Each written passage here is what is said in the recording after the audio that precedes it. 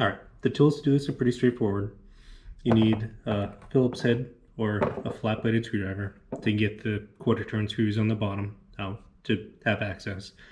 And then for the 3 screws to take out that hold the diverter valve in place, you just need a 1/4 inch driver with a 5mm Allen on it with about a 3 to 3.5 inch extension is about the right size to make it nice and easy to take out.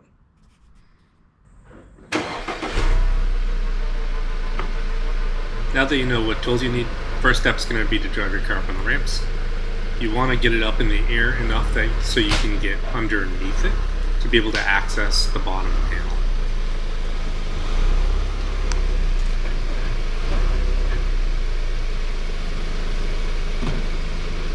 Alright, so we're going to take the car here, we're going to open the hood.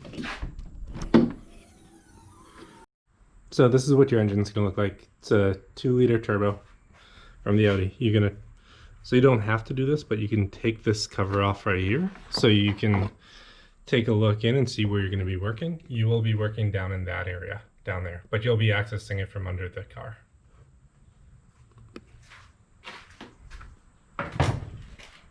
Now the first step is going to be to take off the underbody pan. So you're going to have to go under here. You're going to take a look here. There are going to be screws lining up around the outside of this pan here, so you can see under to where the diverter valve is. You're going to have screws, I believe they're Phillips or flathead. So let's go ahead and take those off.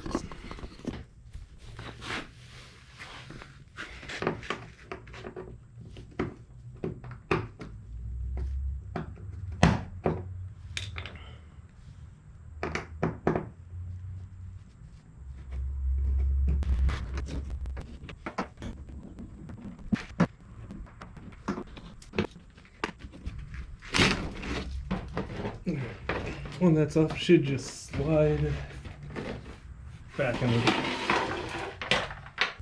Let's see where the diverter valve is. So the diverter valve is right. There.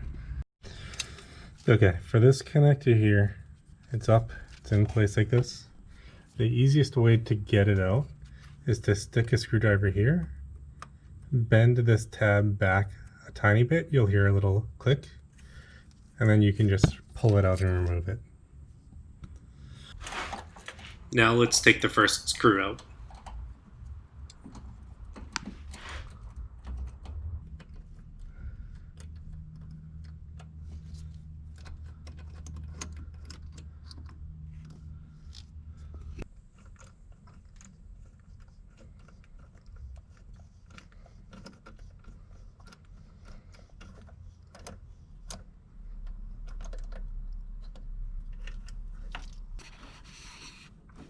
Alright, now that all the screws are out, it should be separating. It is.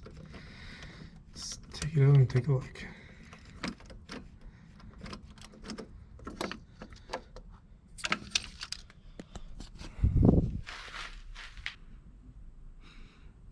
Alright, so looking at the 2 parts, you can tell that there's a new revision of it. So this latest revision is the one that I'm installing, the one with the blue gasket on it and the blue rubber material. Okay, so I got the new one in. The easiest way to get these in are to get it in place with one hand and then start screwing it in. Get one screw in, snug it by hand, and then it should hold it in place while you get the rest of the screws in. The last step is going to be to push that connector back on. When you push it on, you'll feel a click when it's in place. Alright, so it's time to start pulling this back on.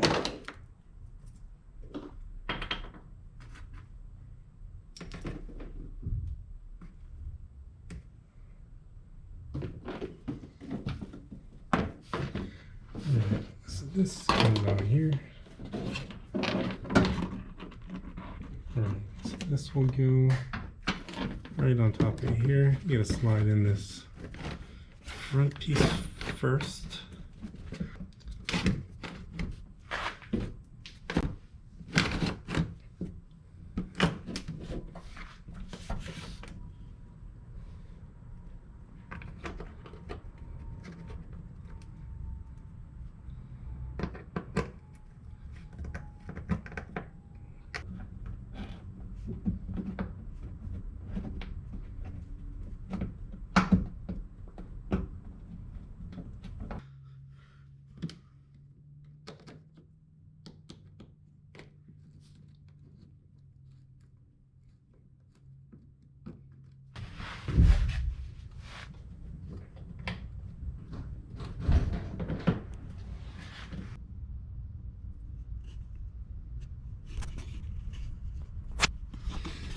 All right, so that will cover it.